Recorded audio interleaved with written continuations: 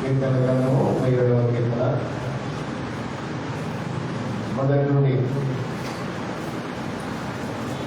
40 వచనాలు ఉన్నాయి. అందరము కలిసి ఉత్తర ప్రశ్నించగా ఈ వాక్య భాగాన్ని ధ్యానం చేద్దాం. అందరూ లేచి నిలబడి ఈ వాక్య భాగాన్ని ధ్యానం చేద్దాం. 37వ కీర్తన భాగము మొదటి నుండి చివరి వరకు. చెడ్డవారిని చూచి నీవు వ్యసన పడము, దుష్కార్యములు చేయువారిని చూచి మత్సరపడము.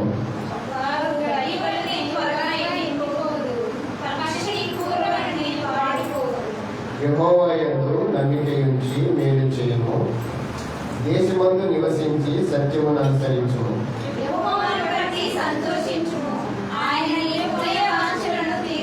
నీ మార్గమును యెహోవాకు అప్పగింపుము, నీవు ఆయనను నమ్ముకొను, ఆయన నీ కార్యము నెరవేర్చును.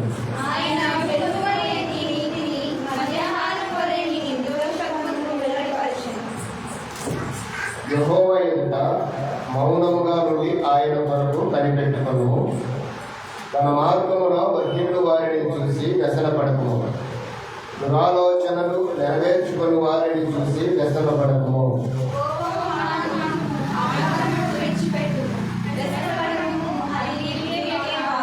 కీడు చేయువారు నిర్మూలమగుదురు, యెహోవా కొరకు కనిపెట్టుకుని వారు దేశమును స్వతంత్రించుకొందురు.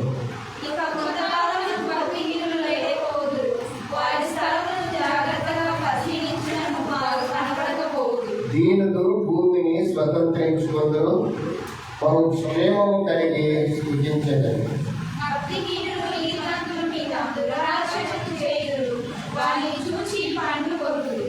వారి కాలము వచ్చుట ప్రభువు చూస్తున్నాడు, వారిని చూసి ఆయన నవ్వుచున్నాడు.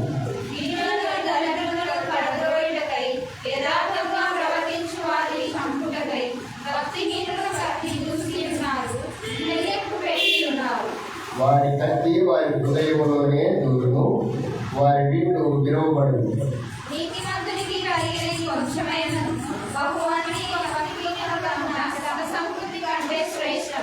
భక్తిహీనుల బావులు విరవబడును, నీతిమంతులకు యెహోవాయే సంరక్షకుడు.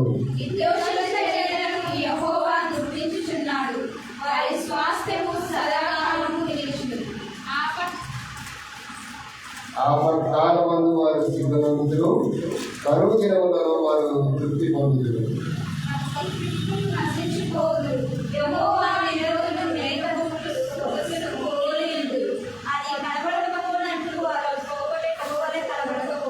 భక్తిహీనులు అప్పు చేసి తీర్చగలిందురు, నీతిమంతులు దాక్షిణ్యము కలిగి ధర్మమిత్రులు.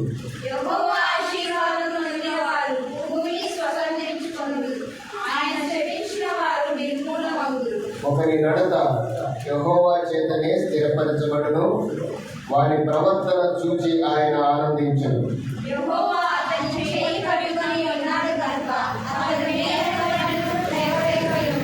నేను చిన్నవాడనై ఉంటిని, ఇప్పుడు ముసలివాడనై ఉన్నాను.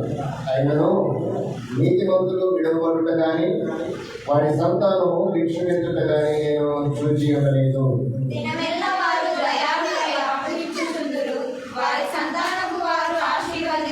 కీడు చేయుట వారి మేలు చేయము, అప్పుడు నీవు నిత్యము నిలుచుదు.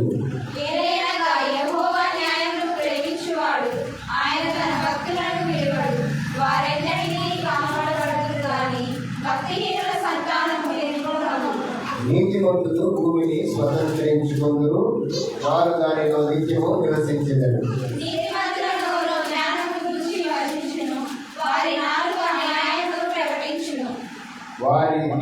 వారి దేవుని ధర్మశాస్త్రము వారి హృదయంలో ఉన్నది, వారి అడుగులు జారము.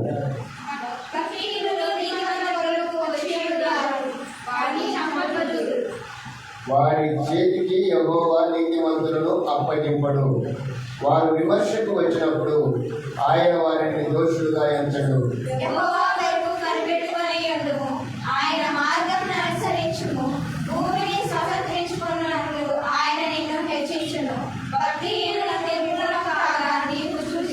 భక్తిహీనుడు ఎంతో ప్రబలి ఉంట నేను చూచించిని, అది మొలిచిన చోటనే విస్తరించిన చెట్టు వలె వాడు వర్ధిల్లి ఉండెను.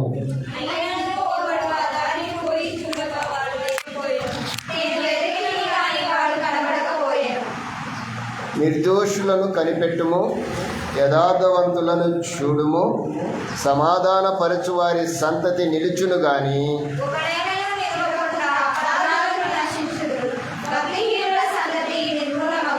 యెహోవాయే నీతిమంతులకు రక్షణాధారము, బాధ కలుగునప్పుడు ఆయనే వారికి ఆశ్రయదుర్గము.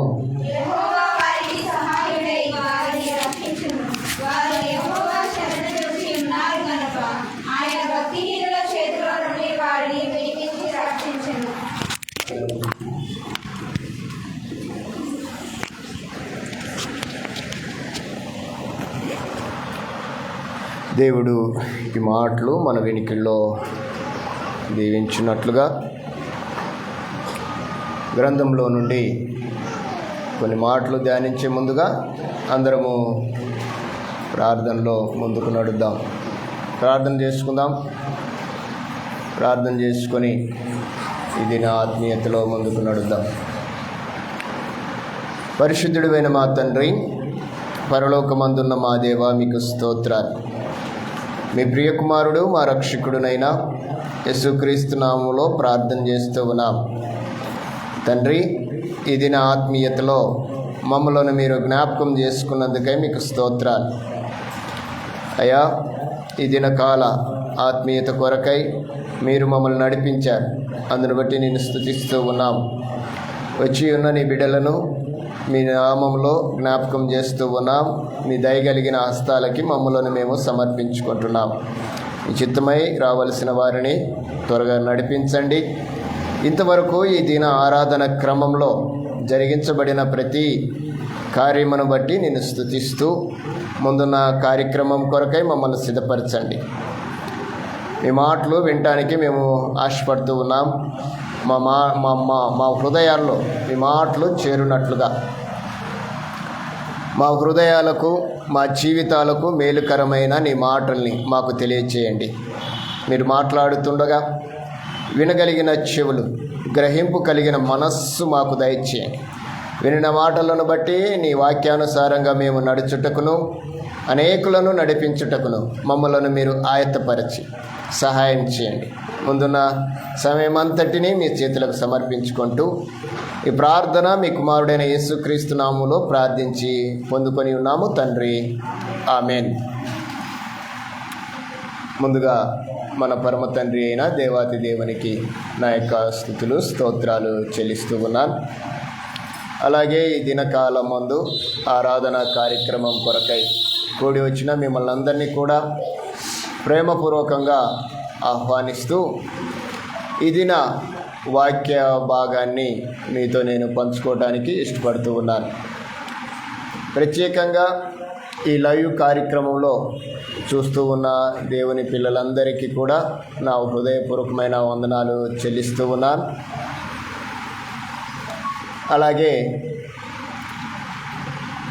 ఈ సమయంలో ఒక ప్రాముఖ్యమైన వాక్య భాగాన్ని నేను మీ ముందు ఉంచడానికి ఇష్టపడుతూ ఉన్నాను. చదవబడిన లేఖన భాగంలో చాలా ప్రాముఖ్యమైన వాక్య పట్టణాన్ని మనము చూసి ఉన్నాం.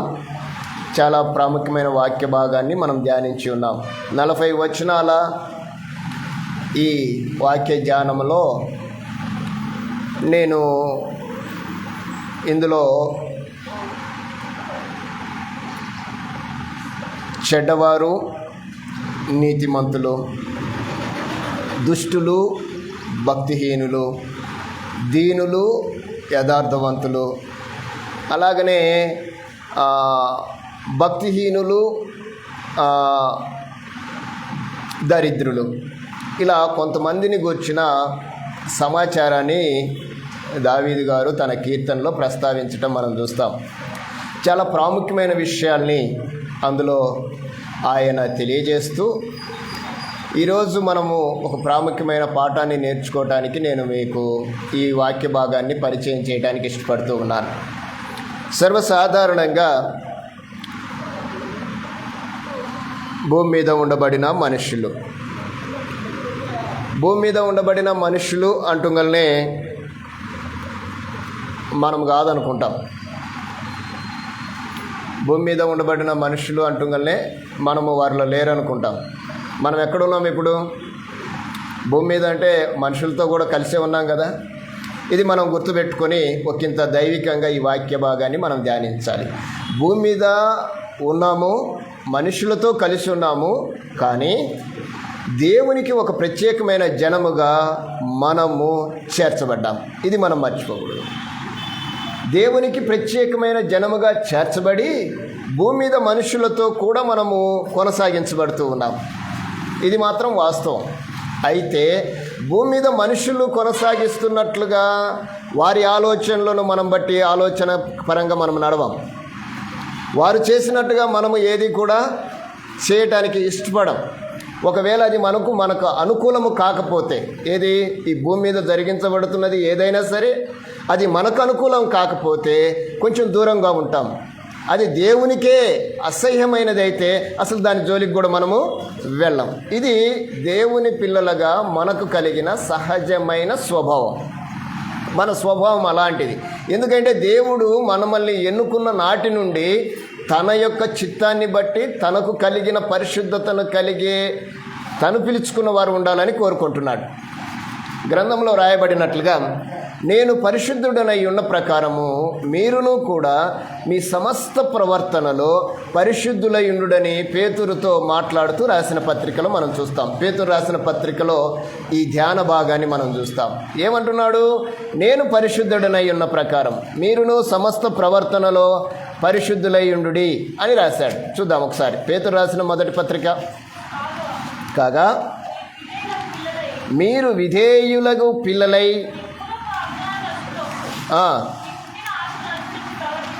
మీకుండిన ఆశను అనుసరించి ప్రవర్తింపక, మిమ్మును పిలిచిన వాడు పరిశుద్ధుడై ఉన్నాడని ఉన్న ప్రకారము మీరును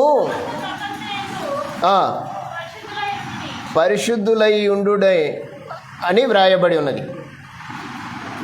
చాలా జాగ్రత్తమైన విషయం. అంటే దేవుని పిల్లలను దేవుడు ఎలాగా ఉండాలని కోరుకుంటున్నాడు అంటే, ఈ లోకంలో ఉన్న మనము తనను కలిగినట్లుగా మనము కలిగి జీవించాలి. తను ఏ స్థితిలో ఉన్నాడో ఆ స్థితిని మనం కలిగి ఉండాలి. ఆ స్థితిని మనము ఏ రకంగా పొందుకోగలము? ఏ విధంగా పొందుకోగలమంటే దానికి ఒకటే మార్గము, దేవుడు మన చేతిలో ఉంచిన పరిశుద్ధ గ్రంథమే.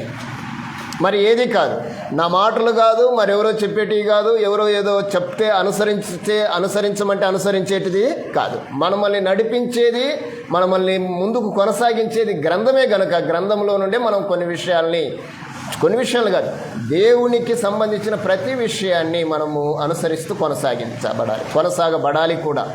అది దేవుని యొక్క ఆలోచన. అందుకే అంటున్నాడు, మిమ్మును పిలిచిన వాడు పరిశుద్ధుడు, నేను పరిశుద్ధుడనై ఉన్న ప్రకారం మీరును మీ సమస్త ప్రవర్తనలో ఎలా ఉండాలంట? పరిశుద్ధులుగా ఉండాలి. దేవుని పిల్లలుగా ఈరోజు మనము ఎలాంటి స్థితిలో ఉన్నాం? ఇక్కడ నేను మీకు కొంతమందిని చూపిస్తాను. కొంతమంది దేవుని గ్రంథంలో వ్రాయబడిన వ్యక్తులని మీ ముందు నేను ఉంచడానికి ప్రయత్నం చేస్తాను. ప్రారంభ దినాలు. పరమందున్న దేవుడు ఈ సృష్టినంతటిని సృష్టించి, ఆ సృష్టిలో తన పోలిక చొప్పున నరుని చేసి, వారు భూమిని నిండించి విస్తరించి అభివృద్ధిపరచి దాన్ని లోపరుచుకోవాలని దేవుని కోరిక. దేవుడు తన కోరిక ప్రకారమే మానవుని సృజించాడు, పరిపాలన కొనసాగించాడు. కొంత దూరం ప్రయాణం అయ్యేసరికి మానవుల యొక్క స్థితి అంతా మారిపోయింది. ఏమైపోయింది? ఆదికాండము 6వ అధ్యాయం. ఏమైపోయారు మానవులు? దేవుని యొక్క సన్నిధి ఏమైపోయింది అని మనం ఒక్కింతగా ఆలోచన చేయగలిగితే, దేవుని సన్నిధి భూలోకములో చెడిపోయెను అని గ్రంథస్థం రాయబడింది. చూద్దామా? 6వ అధ్యాయం. నరులు భూమి మీద విస్తరించనారంభించిన తరువాత కుమార్తెలు వారికి పుట్టినప్పుడు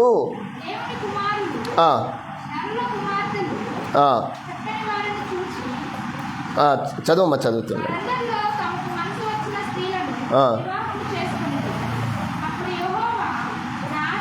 11వ వచనం చదవండి ఒకసారి దయచేసి.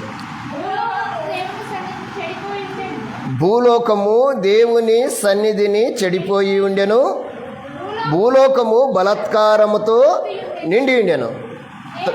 దేవుడు భూలోకమును చూచినప్పుడు అది చెడిపోయి ఉండెను, భూమి మీద సమస్త శరీరులు వినండి ఏమైపోయారట? భూమి మీద ఉండబడిన మనుషులు వారి యొక్క మార్గాల్ని చెడిపేసుకున్నారు. ఎప్పుడు చెడిపేసుకున్నారు? ప్రారంభంలో అని చెప్తాం. ఇది ఎప్పుడు ఎలా ఉన్నారంటే భూమి మీద సమస్త శరీరులు తమ మార్గములను చెరిపేసుకున్నారు. అంటే ఆయన ఒకసారి భూలోకాన్ని చూశాడు తన సృష్టి ప్రారంభంలో. అప్పటికే చాలా ఏళ్ళు గడిచిపోయాయి, చాలా సంవత్సరాల ప్రయాణం అది జరిగింది. దేవుడు చూస్తే ఆ భూమి అంతా కూడా చెడిపోయి కనపడింది. చెడిపోయిందంటే అర్థం ఏంటి చెప్పండి? భూమి మీద దేవుడు కోరుకున్న పరిశుద్ధత కనపల్ల. దేవుడు కోరుకున్న పరిశుద్ధతే కాక భూమి మీద దేవుని సన్నిధి కూడా ఏమైపోయింది? చెడుగా కనపడింది. అంటే అక్కడ ఏం జరిగింది? దేవుడు ఏదైతే కోరుకున్నాడో వారు తమ ప్రవర్తనలో తమకు కలిగి ఉన్న స్థితినంతా కూడా మార్చేసుకున్నారు. దేవునికి అనుకూలముగా లేదో చెడిపోయారు. దాన్ని బట్టి దేవుడు ఆలోచన చేశాడు. ఎవరైనా కనపడతారంటే ఎవరు కనపడ్డాడు అక్కడ? ఒక నోవాహు గారు కనపడ్డాడు. ఆయనతో మాట్లాడాడు. అయ్యా, నువ్వు వెళ్ళి చెప్పు, నా మాటగా నువ్వు చెప్పు, వారు మారుతారేమని నోవాహు గారు ప్రయత్నం చేశారు. చెబుతూ వారిని మార్చు లేకుంటే వారికి ప్రకటించని చెప్తూ నోవాహుకు దేవుడు ఒక ప్రణాళికనిచ్చాడు. ఆ ప్రణాళికే నోవాహు ఓడ. భూమి మీద ఎప్పుడైతే మనుష్యులు చెడిపోతారో, లేక దేవుని సన్నిధి చెడిపోతుందో, లేకుంటే భూమి మీద మనుషులు తమ మార్గాల్ని లేకుంటే తమ త్రోవల్ని పాడు చేసుకుంటాడో, దేవుని ప్రణాళిక ఆటోమేటిక్గా దేవుని వైపు ఉన్నవారికి బయలుపరచబడుతుంది. అప్పట్లో దేవుడు అదే భూమి మీద చూస్తే మనం చూస్తాము 8వ వచనంలో, అయితే నోవాహు యెహోవా యందు కృప నొందినవాడాయను. అందరూ చెడిపోయారు, కానీ నోవాహు ఎలా ఉన్నాడు? కృప నొందాడు. అంటే ఆయన దేవుని యొక్క ఆలోచనలో, దేవుని యొక్క మార్గంలో ఆయన నిలబడి ఉన్నాడు. అందుకే నోవాహుకు బాధ్యతనిచ్చాడు. ఆ బాధ్యతను ఇస్తూ ఆయనను ప్రకటించమని చెప్పాడు. చాలా ప్రయాసపడ్డాడు నోవాహు. మీకు తెలుసా ఎన్నేళ్ళు నోవాహు తన యొక్క ప్రయాణాన్ని, తన ప్రసంగాల్ని, తన ఆత్మీయతను కొనసాగించాడో దేవుని పిల్లలను మార్చాలని? ఎన్నేళ్ళు ఉంటుందమ్మా? ఎన్ని సంవత్సరాలు? నోవాహు తన యొక్క ఆత్మీయ ప్రయాణాన్ని దేవుడు ఓడను సిద్ధపరచుకోమని చెప్పిన నాటి నుండి ఎన్ని సంవత్సరాలు ప్రయాణం చేశాడంటే బైబిల్లో రాయబడిన మాట ఏంటంటే దాదాపు 120 సంవత్సరాలు వారికి ప్రకటించాడు. 120 సంవత్సరాలు ప్రకటించితే వారు ఎలా ఉన్నారంటే బైబిల్లో రాయబడిన మాట ఏంటంటే వారు పెళ్ళిళ్ళకు చేసుకుంటూ, పెళ్ళిళ్ళకి ఇస్తూ వారి యొక్క విందు వినోదాలతో మునిగిపోయారు అని రాయబడి ఉంది. అయితే నోవాహు ప్రకటించినప్పటికీ వారి యొక్క ప్రవర్తన మారలేదు, వారి ప్రవర్తనలో మార్పు రాలేదు. కానీ ఓడలోనికి ఏమైతే తాను సంకల్పించాడో, తన ప్రణాళికను తీసుకొని రమ్మన్నాడో, వారందరినీ నోవాహు నడిపించడానికి ప్రయత్నిస్తే ఎవరు రాలేదు. ఎవరు వచ్చారు? నోవాహు ఓడలోకమా? నోవాహు కుటుంబం వచ్చింది. చాలా జాగ్రత్తగా ఈ విషయాన్ని మనం గమనిద్దాం. అంటే లోకమంతా వినకపోయినప్పటికీ దేవుడు ఏర్పరచుకున్న కుటుంబం మాత్రం దేవుని మాటను విన్నారు, జవదాట్లేదు. దేవుడు ఏం చెప్తే అది చేశారు. ఈరోజు క్రైస్తవులుగా మనము కూడా ఒకంత ఆలోచన చేయాలి. ఈరోజు నోవాహు కుటుంబం వలె ఈరోజు మనం ఉన్నామా? దేవుని మాటకు లోబడుతున్నామా? ఆయనకు లోబడి నడిస్తే ఏం జరుగుతుంది అంటే బైబిల్లో ఒకటే మాట, బైబిల్లో రాయబడిన మాట ఏంటంటే ఆ జల ప్రళయంలో 8 మంది తప్పించబడ్డారు అని రాయబడింది. ఎవరా 8 మంది? నోవా కుటుంబమే. ఇప్పుడు కూడా ఒక ప్రళయం రాబోతుంది, ఇది మనం గమనించాలి. ఆ ప్రళయం ఎలా ఉంటుంది అంటే పంచభూతాలు మిక్కటమైన వేండ్రముతో లయమైపోతాయి, అసలు కనిపించమంట. అప్పుడు ఒక జలప్రలయమే వచ్చింది, ఒక్క భూతమే వచ్చింది.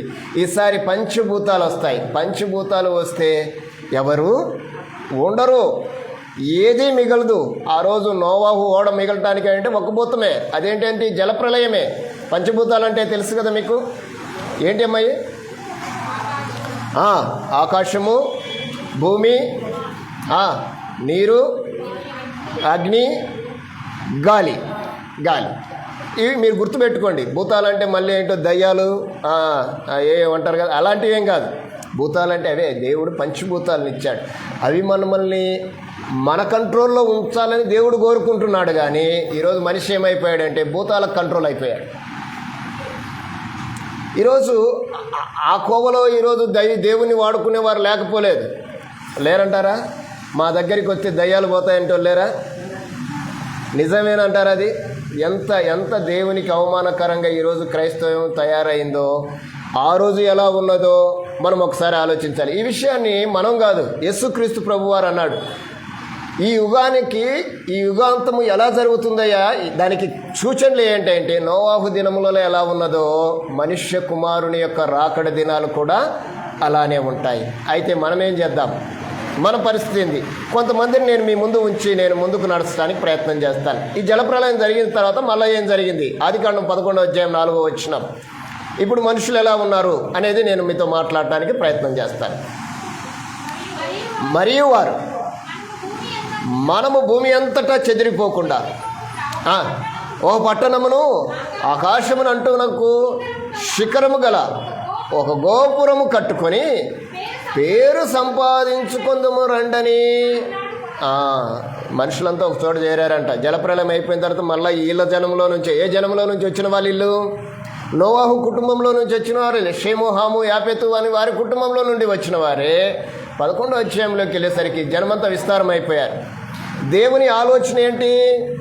మీరు ఫలించి విస్తరించి అభివృద్ధి పొంది భూమిని నిండించి దాన్ని లోపరుచుకోవాలి. ఇది దేవుని యొక్క ఆలోచన, దేవుని మనసు. అది దేవుడు భూమి మీద మనుషులను ఏ విధంగా ఆశీర్వదించాడంటే ఆ ఆశీర్వాదానికి వారు లోబడి నడిస్తే ఆ ఆశీర్వాదం కొనసాగించబడుతుంది. అయితే ఇక్కడ జరిగిన సంఘటన ఏమిటంటే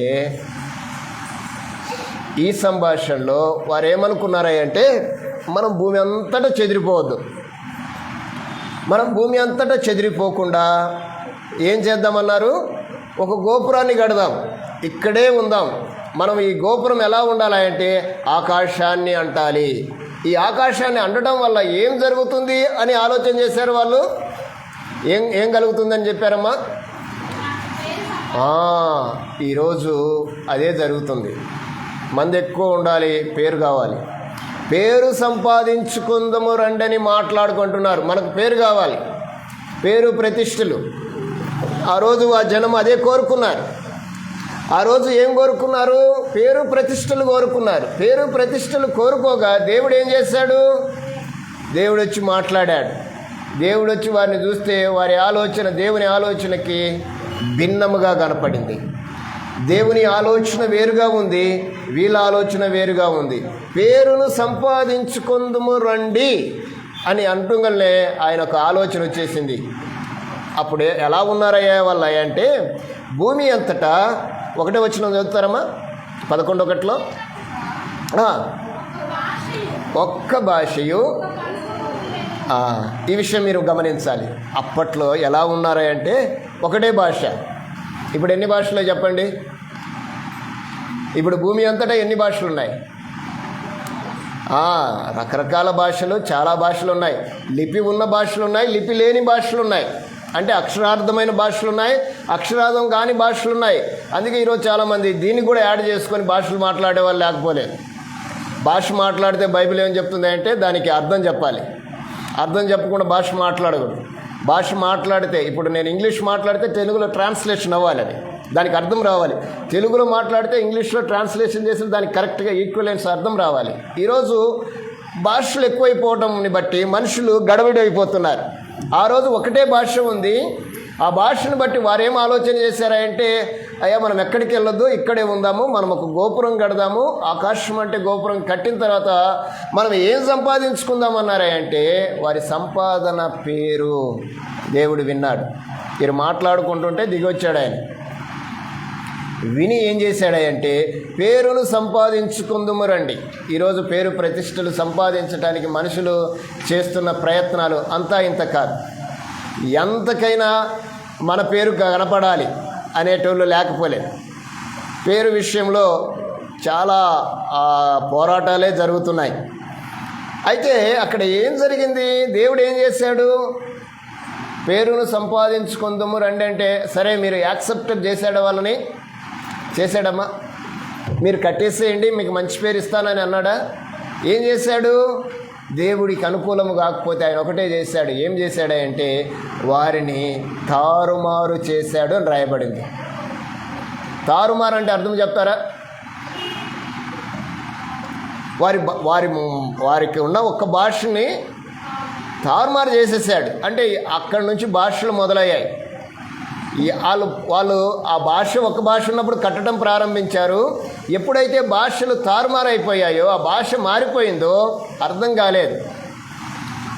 ఎవరికి ఏం అర్థం కాక దేవుడు తన కోరికను నెరవేర్చుకున్నాడు. వారంతా భూమి అంతటా చెదిరిపోయారని రాయబడింది ఆ గ్రంథంలో. మాటలో చెదిరిపోయారు. తారుమారు అనే మాటలో అర్థం ఏంటి చెప్తారమ్మా? తారుమారు అన్న మాటలు అర్థం అని చెప్పగలరా? మీరు చేయండి, దాన్ని అటో ఇటో చేయండి, చెప్పండి. ఏంటంటావా? ఆయన తారుమారు చేయడానికి గల కారణం ఏంటంటే, ఖచ్చితంగా వీళ్ళు మారుతారు అని అర్థం. అంటే దేవుడు ఏదైనా కలిగించుకుంటే అది మేలుకే చేస్తాడే కానీ కీడుకు చేయడు. మనుషుని ఆలోచన దేవుని ఆలోచన లాంటిది కాదు అని మనం మాట్లాడతాం. ఇక్కడ అదే జరుగుతుంది. మనుషుని ఆలోచన ఏంటంటే, నేను పేరు సంపాదించుకోవాలి అనే ఆలోచన. దేవుని ఆలోచన అది కాదు. నీ పేరు ఎక్కడ ఉంటుంది? ఉంటే ఒక ఊరిలోనే ఉంటుంది. నీ పేరు ఒక ఊరిలో ఉండటం ఆయనకి ఇష్టం లేదు. అది ప్రపంచమంతటా వినిపించాలి. ఒకవేళ మన పేరు వినపడితే మన పేరుకు ముందు ఏముంటుంది అంటే, మీరు క్రైస్తవులు అని ఉంటుంది. అది ఎట్లా వినపడాలి? ప్రపంచమంతా వినిపించాలి. అది దేవుడు కోరుకుంటాడు. అయితే ఇక్కడ జరిగిన మాట ఏంటంటే, పేరు సంపాదించుకుందుము రండి అనగానే ఆయన వారి మీద దయదలసలేదు, తారుమారు చేసేసాడు. అందరూ భూమి అంతటా చెదిరిపోవడానికి తయారు చేశారు. ఒక గుంపు ఇది. ఏ గుంపు? పేరు సంపాదించుకునే గుంపు. రెండవది యాకోబు పత్రిక 4వ అధ్యాయం 13వ వచనంలో చూద్దాం.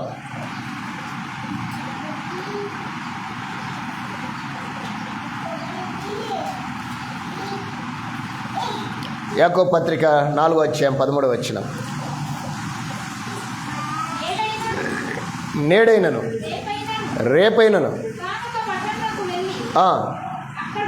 అక్కడ ఒక సంవత్సరం ఉండి వ్యాపారము చేసి లాభము సంపాదింతుము రండని. రేపేమి సంభవించునో. రైట్. ఇక్కడ వీళ్ళు ఎవరంట?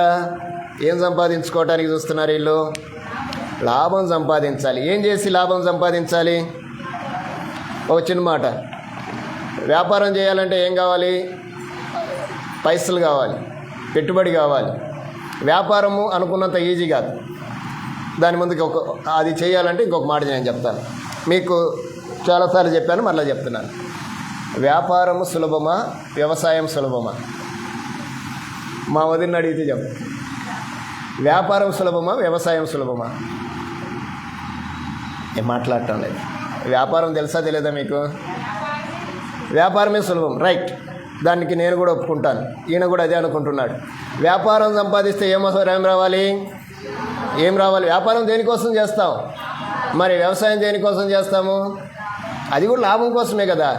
నేను ఒక మాట చెప్తాను. ఒక రైతు ఒక 3 నెలలో 6 నెలలో కష్టపడి ధాన్యం సంపాదించాడు అనుకోండి. ఒకరోజు అమ్మేస్తాడు. అది ఎవరికి అమ్ముతాడు? అది కొనేవారికి అమ్ముతాడు. ఆ కొన్నవాడు ఎంతసేపటికి లాభాన్ని పొందుతాడు చెప్పండి? ఈరోజు నేను అంతకంటే ఇంకొకటి చెప్తాను. టమాటకాయలు ఉన్నాయి, టమాటా పండ్లు. మూడు నెలలు కష్టపడి రైతు కోసుకొని వచ్చి మార్కెట్లో ఇస్తాడు. మార్కెట్లో రైతుకి ఎంత ఇస్తారు? ఒక బాక్స్కి 200 ఇస్తాడు, లేదా 300 ఇస్తాడు. ఆ బాక్స్ని మా అమ్మకందారుడు ఎంతకు అమ్ముతాడు? మనకి 600 అమ్ముతాడు. ఇప్పుడు ఒక మాట నేను చెప్తాను. 3 నెలలు కష్టపడ్డ ఆయన సాయంకాలం వచ్చి బాక్స్ అమ్మి 300 తీసుకొని పోయాడు. తెల్లారేసరికి దాన్ని అమ్మిన వాడు ఎంతమంది అయినాడు? ఎవరు ఎక్కువ కష్టపడ్డారో చెప్పండి. వ్యవసాయం చేసిన వాడే ఎక్కువ కష్టపడ్డాడు. ఇప్పుడు వ్యవసాయం చేయడానికి ఎవరు ఇష్టపడటంలే, కష్టపడటానికి ఎవరు ఇష్టపడటంలే, ఒళ్ళొంచి పని చేయడానికి ఎవరు ఇష్టపడటంలే. మీరు ఇంకా నేను చెప్పాలంటే ఈరోజు కొత్తగా పెళ్ళైన వాళ్ళు దంపతులు కలిసి వండుకోవటానికి ఇష్టపడటంలే, వాళ్ళు వండుకొని తినడానికి కూడా ఇష్టపడటంలే. ఏదన్నా ఆన్లైన్లో పెడితే తినాలనుకుంటున్నారు, అంతే కదమ్మా. ఆన్లైన్లోనే ఫోన్ చేస్తే ఇంటికి ఆహారం వస్తుంది. ఇప్పుడంతా అదే వ్యాపారం. కష్టపడి 1 కిలో బియ్యం తెచ్చుకొని దాంట్లో 1/2 కిలో చేసుకొని లేదా ఏదైనా చేసుకొని కష్టంగా తింటే వండుకొని తినే ఆహారము టేస్ట్ ఉంటుందా? కొనుక్కొని తినే ఆహారం టేస్ట్ ఉంటుందా? మీరు చెప్పాలి, మీరే చెప్పాలి. కొనుక్కొని తినేది టేస్ట్గా ఉంటుందా? వండుకొని తినేది టేస్ట్గా ఉంటుందా? నన్ను అడిగితే వండుకొని తింటేనే టేస్ట్గా ఉంటుందమ్మా. కొనుక్కొని తినే దాంట్లో కోపం ఉంటుంది, వండుకొని తినే దాంట్లో రుచి ఉంటుంది. అంటే అందులో రుచి ఉండదు అనదు. ఆ రుచితో పాటు కొంత అనారోగ్యంతో పాటు రోగం కూడా వస్తుంది. అంటే ఈరోజు మనిషి ఈజీ మెథడ్కి అలవాటు పడిపోయాడు. కష్టపడకుండా డబ్బులు సంపాదించాలి. ఇక్కడ కూడా అదే అంటున్నాడు. ఒక మనిషి ఒక వ్యాపారం చేయాలంటే ఒక ఊరికి వెళ్ళాలి, 1 సంవత్సరం ఉన్న తర్వాత వ్యాపారం చేస్తే ఏమొస్తుంది అనుకుంటున్నాడు అంటే లాభం వస్తుంది అనే ఆలోచన. ఈరోజు దేవుని సేవకులు కూడా లాభం కోసమే ప్రయత్నం చేస్తున్నారు. మీరేమనుకోవద్దు, ఇక్కడ వింటున్న వాళ్ళు కూడా ఏమనుకోవద్దు.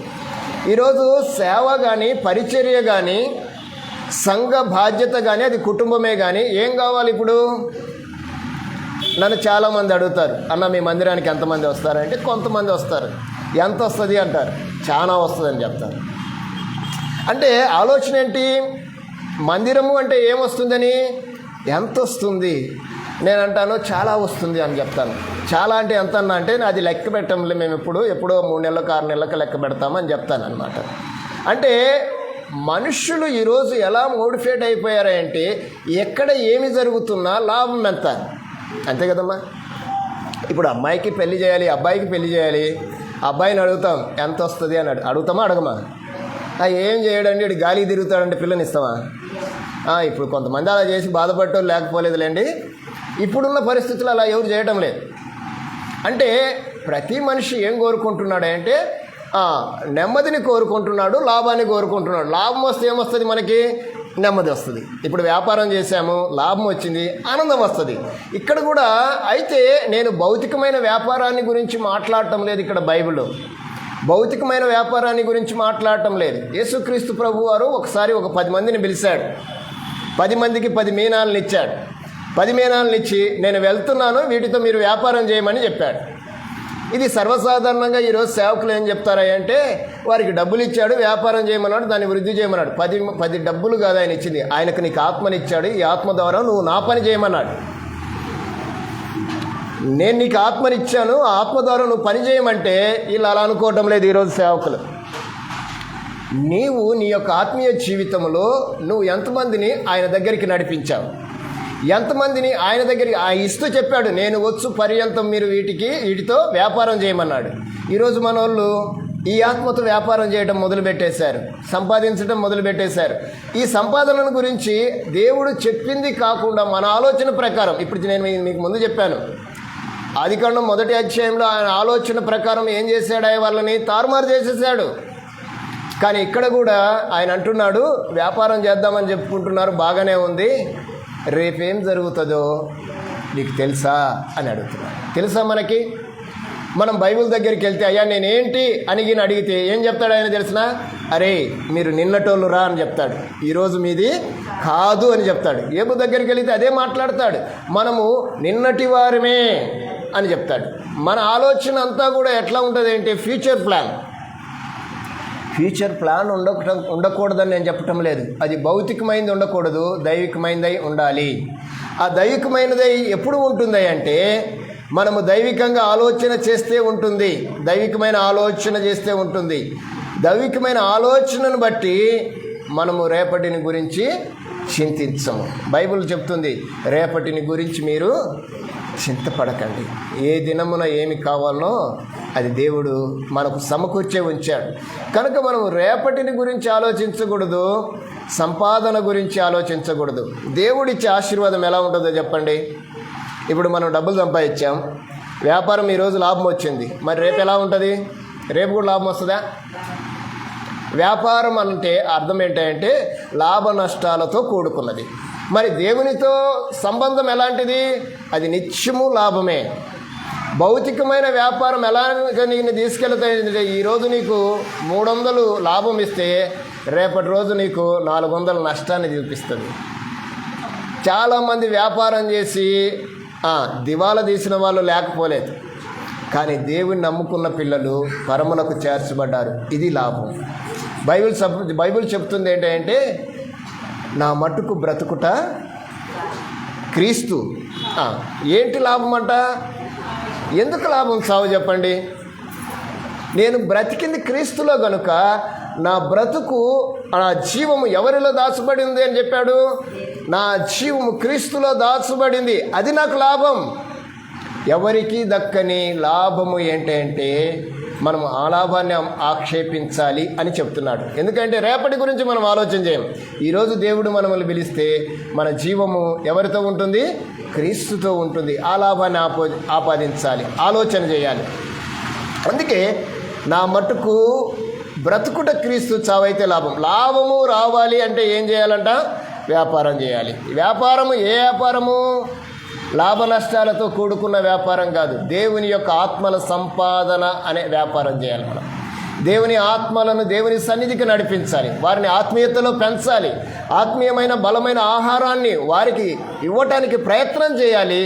అలా చేయగలిగితే వారి ఆత్మీయతను మనం బలపరిచిన వారిని అవుతాం, వారిని దైవికంగా స్థిరపరిచిన వారిని అవుతాం, వారిని ఒక ఉన్నతమైన స్థితిలోకి నడిపించిన వారిని అవుతాం. అలా కాకుండా మన ఇష్టానుసారంగా మనము లోక సంబంధంగా ఆలోచన చేస్తే, ఒక ఆయన అలానే ఆలోచన చేశాడు. ఎవరు తెలుసా?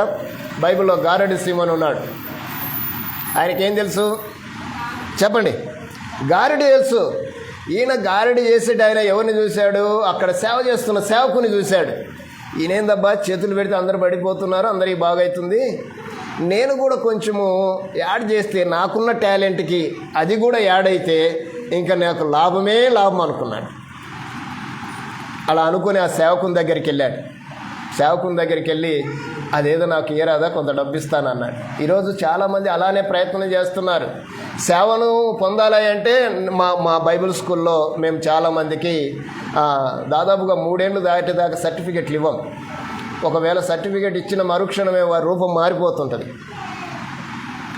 రూపం మారిపోతుంది ఈరోజు.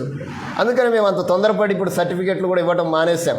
ఎందుకంటే ఈ సర్టిఫికెట్ చూస్తుందనే అతని యొక్క ఉగ్రత, అతని యొక్క ఉక్రోషం పెరిగిపోయి ఇంకా నాకు తిరుగులేదనే స్థితిలోకి వచ్చేసారు ఈరోజు సేవ చేయాలనుకున్న వాళ్ళు. సేవకునికి, సేవకులకు కావలసిన స్థితులు ఏంటంటే డబ్బులతో కొనుక్కునేట్టే తీసుకునేది కాదు. గారడి సీమోను అదే ప్రయత్నం చేశాడు. గారడి సీమోను అదే ప్రయత్నం చేస్తే ఆ సేవకుడు ఏమన్నాడంటే, నీలాంటి వాడికి ఈ పరిచర్యలో పాలు లేదు అని చెప్పేశాడు. ఎంత కఠినంగా చెప్పాడంటే, వాడు మారకపోయినా పర్వాలేదు కానీ ఈ పరిచర్యలోనికి పాలు ఉండదని చెప్పాడు. అంటే దేవుని యొక్క పని కానీ, దేవునితో సహవాసం కానీ అది కొనుక్కోవటమో అడుక్కోవటమో ఇచ్చేది కాదు, అలా కుదిరేది కాదు అనేది మనం ఆలోచన చేయాలి. అలాగ ఆలోచన చేశాడు గారడి సీమోను. దేనికి ఆలోచన చేశాడు? గారడి సీమోను గురించిన ఒక సాక్ష్యాన్ని మీతో నేను చెప్తాను, వినండి. అపోస్తల కార్యం 8వ అధ్యాయం నాతో రండి. గారడి సీమోను గురించి ఏమని మాట్లాడారో జనం మీతో నేను చెప్తాను.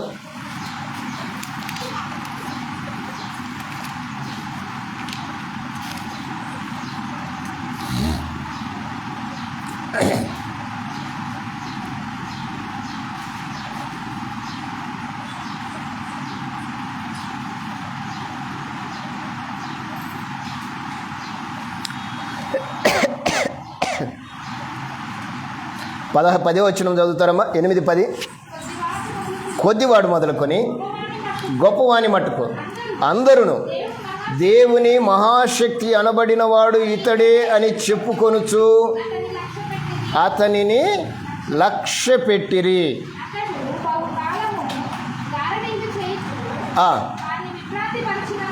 వారిని విభ్రాంతి పరిచినందున సీమోను ఎలా లక్ష్య పెట్టారు? గారిడి చేస్తున్నాడు కాబట్టి లక్ష్య పెట్టారు. మరి ఫిలిప్ ఏం చేస్తున్నాడమ్మా? ఫిలిప్ అయితే దేవుని రాజ్యమును గూర్చియు యేసుక్రీస్తు యొక్క నామమును గూర్చియు స్వార్థ ప్రకటించుచుండగా వారతని నమ్మి పురుషులను స్త్రీలను బాప్తిస్మం పొందారు. గారడి చేస్తున్నాడు, సీమోను పని సీమోను చేస్తున్నాడు, ఫిలిప్ పని ఫిలిప్ చేస్తున్నాడు. వీరిద్దరికి యొక్క సంభాషణలో జరిగిన విషయం ఏంటంటే ఇదంతా జరుగుట చూశాడు ఆయన చూసి ఏమని అడిగాడు చూద్దాం. పేతురు, నీవు వరమిచ్చి దేవుని వరమును సంపాదించుకొందువని తలంచిన ఎడల నీ వెండి నీతో నశించునుగాక. నీ హృదయము దేవుని ఎదుట సరి అయినది కాదు గనుక ఈ కార్యమందు నీకు పాలు పంపులు లేవు అని చెప్పేశాడు. అంటే సీమోను గురించి ఈరోజు చాలామంది వ్యాపారము తాము కలిగి ఉన్న వృత్తిని కలిగి దేవుణ్ణి కూడా వెంబడించే వాళ్ళు లేకపోలే. అంటే ఒక మాట చెప్తున్నాడు ఈయన, ఏమన్నాడంటే ఆత్మీయంగా మనం ఆలోచన చేయడానికి పేతురు గారు చెప్తున్న ఒకటే మాట, నువ్వు మానితే అదైనా మానేయాలి, లేకుంటే ఇదైనా మానేయాలి. నువ్వు 2 పడవల మీద చెప్పండి. అంటే నీ మనస్సు సరిగా లేదు కనుక ఈ పరిచర్యలో పాలు లేదు అని చెప్పడానికి కారణం ఏంటంటే ఈయన లాభాన్ని చూశాడు. లాభము సంపాదించటంలో దేవునితో కలిసి నడవటంలో పొందిక ఉండదు. మనం సంపాదించే సంపాదన ఆత్మల సంపాదన అయి ఉండాలి, ఆర్థిక సంపాదన కాకూడదు. ఆర్థికాన్ని ఇవ్వాలనుకుంటే దేవునికి ఎంత టైం పడుతుంది చెప్పండి? నిన్ను దేవుడు ఆశీర్వదించాలంటే ఎంత టైం పడుతుంది? ఒక క్షణం సరిపోదంటారా? ఒక క్షణం చాలదా? అలాంటి ఆశీర్వాదాన్ని ఈరోజు ఎంతమంది పోగొట్టుకుంటున్నాం? ఆయన అన్నాడు, అయ్యా నాకు ఈరోజు ఆహారం ఇవ్వండి అంటే ఆయన ఏమంటాడంటే నీకు పట్టదన్నంత దీవెనలు ఇస్తానంటాడు. ఎంత ఇస్తానన్నాడు? ఆకాశపు వాక్యంలను ఇప్పుతానన్నాడు. ఒకవేళ ఆకాశం వాక్యంలు ఇప్పితే మనం ఏ బీరువాలో పెడదాం చెప్పండి? దేవుని యొక్క ఆశీర్వాదము బైబిల్లో చెప్తుంది, యెహోవా ఇచ్చు ఆశీర్వాదము ఐశ్వర్యాన్ని ఇస్తుంది అని చెప్పాడు. ఐశ్వర్యం అంటే తరతరాలు తిన్నా తరగనిది, ఎంతవరకు కూడా చెదిరిపోనిది. అలాంటి ఆశీర్వాదాన్ని దేవుడిస్తాడు. ఒకవేళ ఆయనకి ఇష్టమైతే అది నువ్వు దాన్ని కాపాడుకోగలిగితే నీ సామర్థ్యాన్ని కూడా తీస్తాడు. నీకు ఏ సామర్థ్యం లేకుండా ఏది ఇవ్వడు. సొలొమోను అడిగాడు, ఏమని అడిగాడు? ఈ ప్రజలు నేరడానికి నా జ్ఞానం సరిపోదయ్యా, నా జ్ఞానాన్ని ఏమన్నాడు. కానీ దేవుడు ఏమిచ్చాడు? నీకు జ్ఞానము, నువ్వు రాజుగా కూర్చుండి నాకు దేశాలనైనా ప్రజలనైనా సొమ్మునైనా అడగలేదు కనుక జ్ఞానముతో పాటు వాటన్నింటినీ నీకు ఇస్తానని చెప్పాడు. అంటే దేవుడు ఇచ్చేది ఎంత గొప్పగా ఉంటుంది అంటే అది చాలా ఆశ్చర్యంగా ఉంటుంది. కానీ ఇక్కడ మనిషి కోరుకునే ఆలోచన ఎలా ఉంటుంది అంటే ఏంటి లాభం అనే పరిస్థితి. ఈరోజు చాలామందికి దేవుని పిల్లలు కూడా మేము కొన్ని పబ్లిక్ మీటింగ్స్ అరేంజ్ చేస్తుంటాం, సేవకుల మీటింగ్స్ కానీ. ఈరోజు సేవకుల యొక్క ఫ్యాషన్ చెప్తాను, ఒకంత ఆలోచన చేయండి అమ్మా. సేవకుల గురించి చెప్పి తర్వాత విశ్వాసుల గురించి కూడా మాట్లాడటానికి ప్రయత్నం చేస్తాను, కొంచెం సాహసం చేస్తాను. మేము మీటింగ్ ఏదైనా అరేంజ్ చేస్తే అంటే చెప్పకూడదు కానీ నేను చెప్తాను, వచ్చిన సేవకులకి ఏది తక్కువ చేయం. పిలిచేవారు తక్కువ చేస్తారా? కానీ అన్న మీటింగ్కి రండి అంటే ఎంత ఇస్తారన్నా అని అడుగుతున్నారు. ఏమా లేరంటారు. అన్న ఏం సబ్జెక్ట్ చెప్తారా అనేటోళ్ళు ఉన్నారా ఇప్పుడు? అన్న మీటింగ్ ఏంటి సబ్జెక్ట్ ఏంటన్నా అని అడిగేటోళ్ళు ఉన్నారా? ఎంత ఇస్తారు, ఏం పెడతారు అని అడిగేటోళ్ళు. ఇది సేవ అంటారా? ఏమంటారు దీన్ని చెప్పండి? ఇప్పుడు దీన్ని ఏమంటారు? వ్యాపారం అంటారా? ఎవరిని వ్యాపారం చేస్తున్నాను చెప్పండి? ఇప్పుడు ఎవరితో వ్యాపారం చేస్తున్నాము? నేను పురుగును, ధూళిని, మట్టినైన నేను సర్వోన్నతుడైన దేవునితో లోకం మీద వ్యాపారం చేస్తున్నారు. దేవుడు చూస్తూ ఉంటాడా? సరే కానీ నీ నాటకాలు ఎంతసేపు అంటాడు. సేవకులున్నట్టు ఉంచండి. ఈరోజు విశ్వాసులు కూడా అలానే తయారైపోయారు. ఏది స్థిర విశ్వాసం లేదు ఇప్పుడు. ఏ స్థిర విశ్వాసానికి లోబడరు. వారు మనుషులను నమ్మినంతగా బైబిల్ను నమ్మరు ఈరోజు. ఏమా, నేను చెప్తాను, తెగించి చెప్తాను, వినండి. ఈరోజు భక్త్ సింగ్ గారి యొక్క సహవాసం ఉంది. వారు బైబిల్ని నమ్మటం తక్కువ, భక్త్ సింగ్ గారిని నమ్మటం ఎక్కువ. భక్త్ సింగ్ గారు ఏం చెప్తే అది చేస్తారు, యేసు ప్రభు చెప్తే చేయరు. మళ్ళీ తెలుసా మీకు? ఈరోజు చాలామంది అలాగనే అడాప్ట్ అయ్యారు.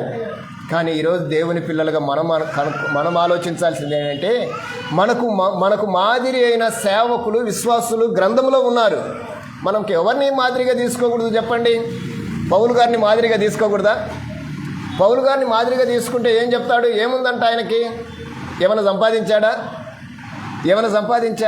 పౌలు గారి యొక్క శ్రమలు ఎక్కువనా, లేకుంటే పౌలు గారు సంపాదించే సంపాదన ఎక్కువనా? ఆయన శ్రమలను గురించి చెప్తే మనం దాంట్లో దేనికి కూడా పనికిరాం. కానీ ఆయన అంటాడు, ఆయనకు ఉండటానికి ఇల్లు ఉందంటారా? ఏమా, ఉందంటారా? ఎక్కడన్నా చూసారా ఆయనకి ఇల్లు? ఆయన ప్రయాణము ఎంత దూరము చేసినప్పటికీ ఆయన తన జీవితం అంతా క్రీస్తునే చూశాడు తప్ప మరి దేన్ని కూడా చూడటానికి ఇష్టపడలేదు, చూడలేదు కూడా. ఈరోజు అలాంటి ఆయన్ని మనం ఎందుకు మాదిరిగా చూడము? ఎవరో మనకు ఒక ఆయన ఉన్నాడు, ఆయనే చూస్తున్న. మనుషులను చూసినట్టుగా దేవుని చూడలేకపోతున్నారు. ఎవరు? విశ్వాసులు.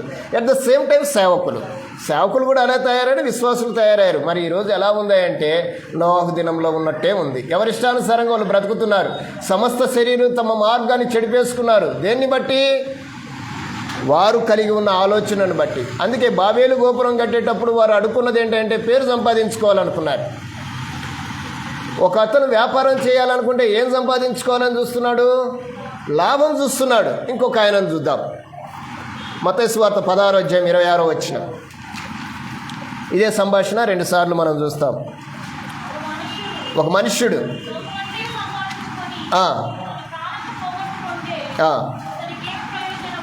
రైట్, ఒక మనుష్యుడు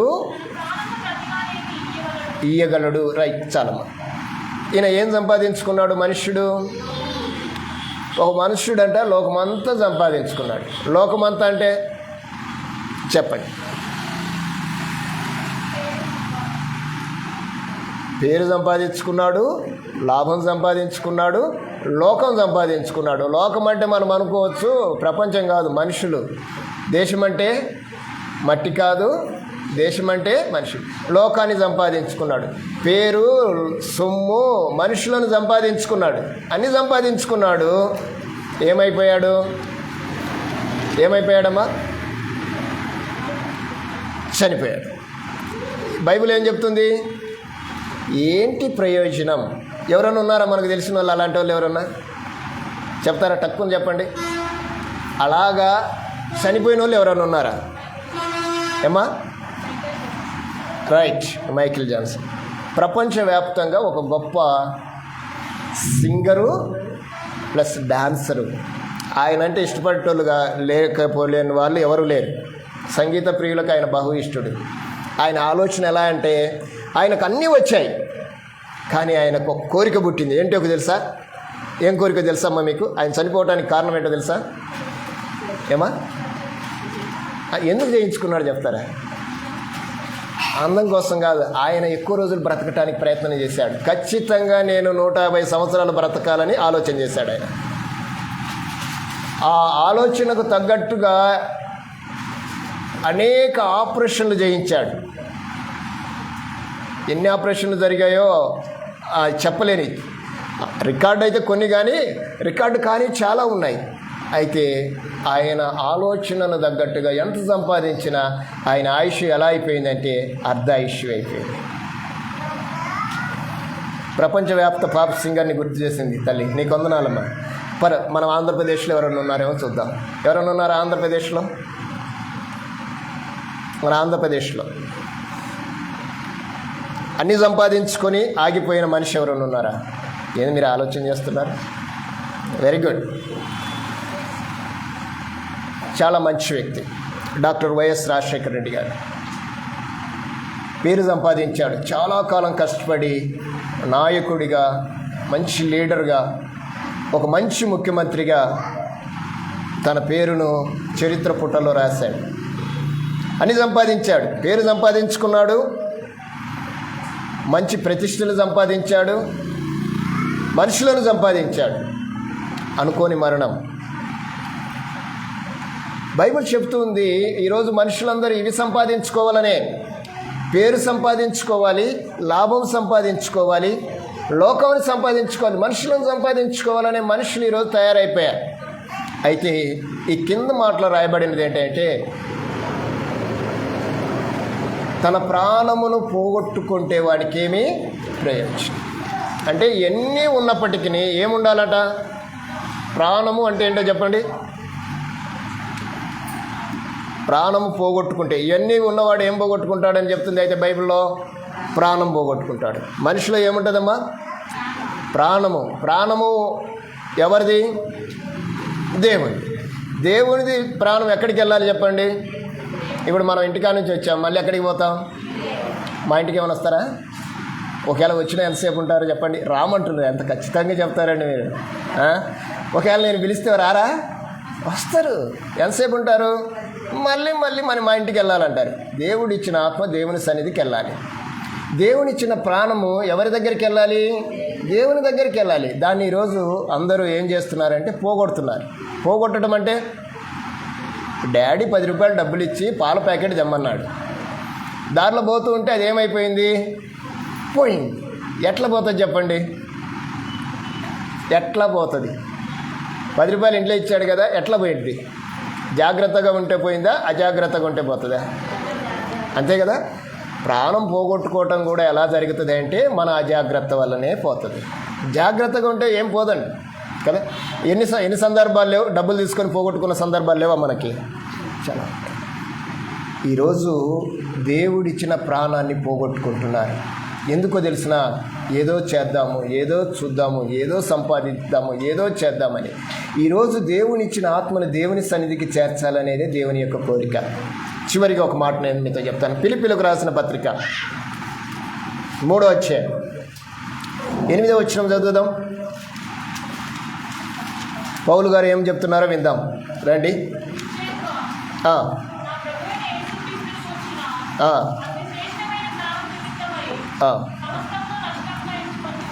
సమస్తమును నష్టముగా ఎంచుకొంచున్నాను.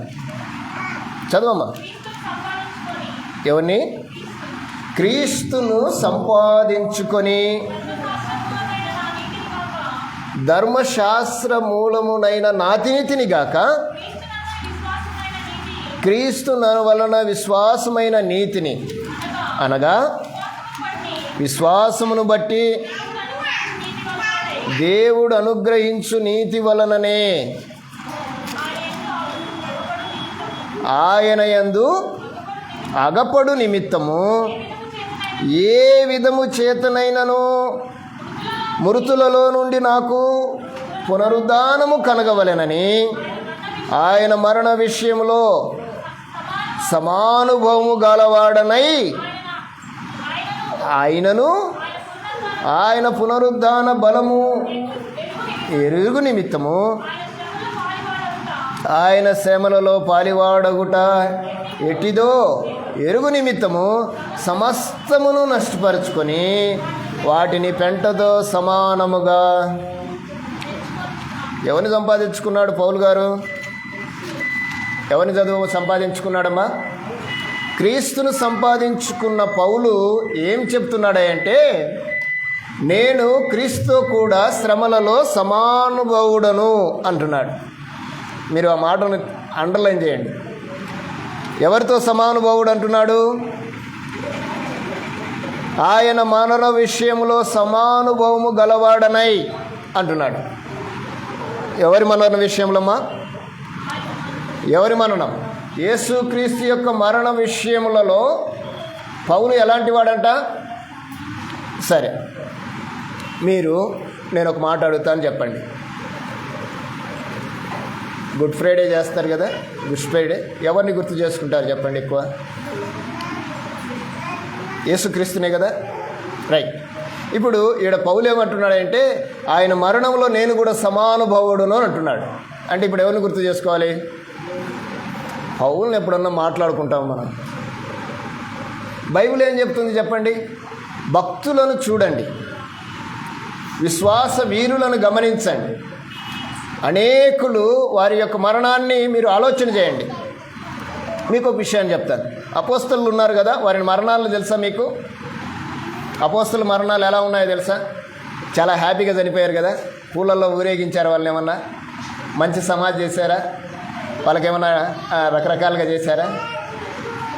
వారిలో ఒకే ఒక వ్యక్తి సహజ మరణం పొందాడు అని చెప్తాం. ఎవరు సమాధి చేశారు చెప్పండి? ఎవ్వరూ సరి అయిన మరణం పొందలేదు. క్రీస్తును చూసిన వారందరూ కూడా క్రీస్తు యొక్క మరణాన్ని దర్శించిన వారు క్రీస్తు మరణము వారి అనుభవంలోనికి తీసుకొని వచ్చి మాట్లాడుతున్న మాట ఏంటంటే, ఆయన మరణములో నేను కూడా సమానుభవుడను అంటున్నాడు. అంటే యేసుక్రీస్తును ఒకసారి కొట్టారు. ఏంటిది? కొరడా దెబ్బలు. పౌలు ఎన్నిసార్లు కొట్టారు చెప్పండి? ముమ్మారు కొట్టబడి తిని అన్నాడు. అనేక మార్లు బెత్తములతో కొట్టబడి తిని అన్నాడు. ఆ బట్టలు లేకుండా తిరిగి తిని అన్నాడు. అంటే ఎవరు హయ్యెస్ట్ చెప్పండి? ఇళ్లలో పౌలు గారే హయ్యెస్ట్. అంత హయ్యెస్ట్ అయినా ఆయన ఎవరిని సంపాదించుకున్నాడే అంటే, నేను క్రీస్తును సంపాదించుకున్నానన్నాడు. ఈరోజు దేవుని పిల్లలుగా మనం ఎవరిని సంపాదించుకుంటున్నాం? ఒక చిన్న ప్రశ్న. పేరు సంపాదించుకుందామా? తారుమారైపోతాం.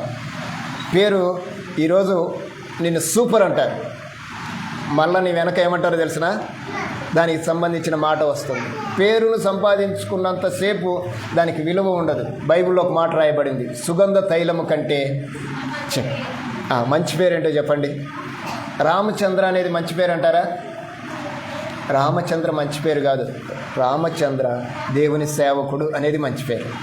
రామచంద్ర క్రైస్తవుడు అనేది మంచి పేరు. మంచి పేరు అనుకుంటే మన పేర్లు అనుకుంటున్నారు ఈరోజు.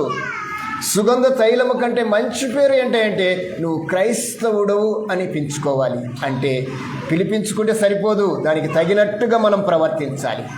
క్రైస్తవుడిగా నేను ప్రవర్తించాలి అంటే నేను ఎవరిని సంపాదించుకోవాలి చెప్పండి? ఇప్పుడు నేను క్రీస్తును సంపాదించుకుంటేనే నేను క్రైస్తవుని అవుతాను.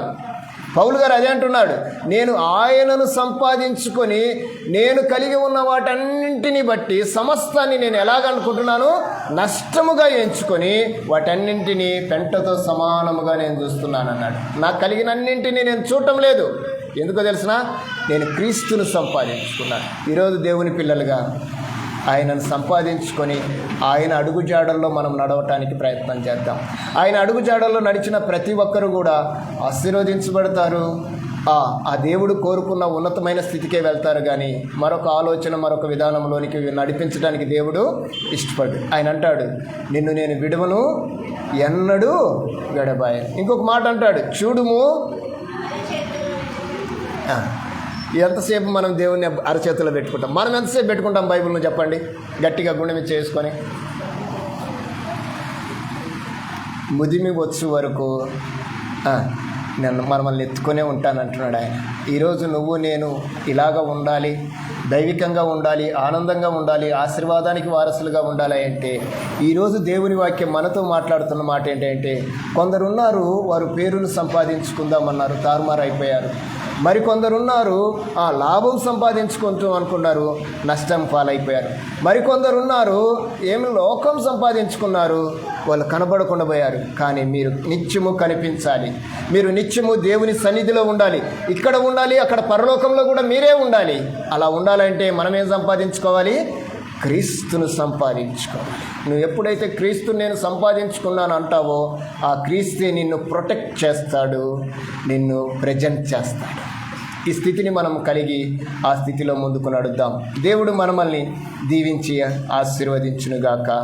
ఆమేన్. చక్కగా విన్న మీకు వందనాలు. ఏవైనా ప్రశ్నలు ఉంటే